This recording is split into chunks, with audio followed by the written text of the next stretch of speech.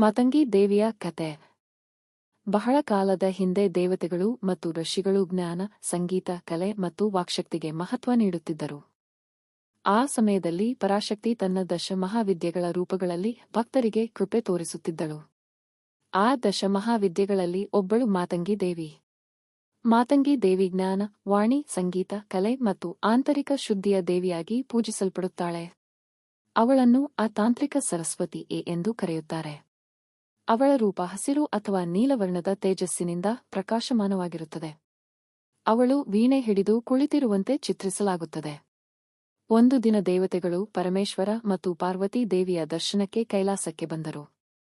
ಅಲ್ಲಿ ಮಹಾಯಜ್ಞ ನಡೆಯುತ್ತಿತ್ತು. ಎಲ್ಲರೂ ದೇವಿ ಪಾರ್ವತಿಯ ಪ್ರಸಾದಕ್ಕಾಗಿ ಕಾಯುತ್ತಿದ್ದರು. ಯಜ್ಞದ ನಂತರ ಉಳಿದ ಪ್ರಸಾದವನ್ನು ಭಕ್ತಿಯಿಂದ ಸ್ವೀಕರಿಸಿದವರು ಮಹಾಪುಣ್ಯವನ್ನು ಪಡೆದರು. ಆ ಸಂದರ್ಭದಲ್ಲಿ ಒಂದು ಚಾಂಡಾಲ ಕುಟುಂಬವು ದೇವಿಯನ್ನು ಅಪಾರ ಭಕ್ತಿಯಿಂದ ಸ್ಮರಿಸಿತು.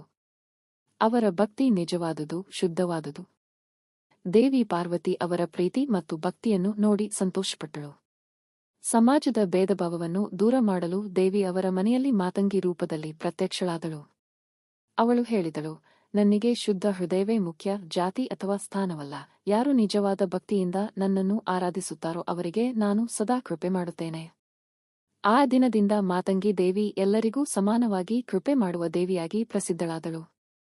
ಸಂಗೀತ ಕಲಿಯುವವರು, ಜ್ಞಾನ ಬಯಸುವವರು, ಮಾತಿನ ಶಕ್ತಿ ಬೇಕೆಂದು ಪ್ರಾರ್ಥಿಸುವವರು ಮಾತಂಗಿ ದೇವಿಯನ್ನು ಆರಾಧಿಸಲು ಪ್ರಾರಂಭಿಸಿದರು. ಮಾತಂಗಿ ದೇವಿ ಭಕ್ತರಿಗೆ ವಾಕ್ಸಿದ್ಧಿ, ವಿದ್ಯೆ, ಕಲೆ, ಆತ್ಮವಿಶ್ವಾಸ ಮತ್ತು ಮನಃಶಾಂತಿಯನ್ನು ನೀಡುತ್ತಾಳೆ ಎಂದು ನಂಬಲಾಗುತ್ತದೆ. ಈ ಕಥೆಯ ಪಾಠ: ನಿಜವಾದ ಭಕ್ತಿ ಹೃದಯದಲ್ಲಿರಬೇಕು. ದೇವರಿಗೆ ಜಾತಿ, ಸ್ಥಾನ, ಸಂಪತ್ತು ಮುಖ್ಯವಲ್ಲ, ಶುದ್ಧ ಮನಸ್ಸು ಮತ್ತು ಸತ್ಯಭಕ್ತಿ ಮುಖ್ಯ.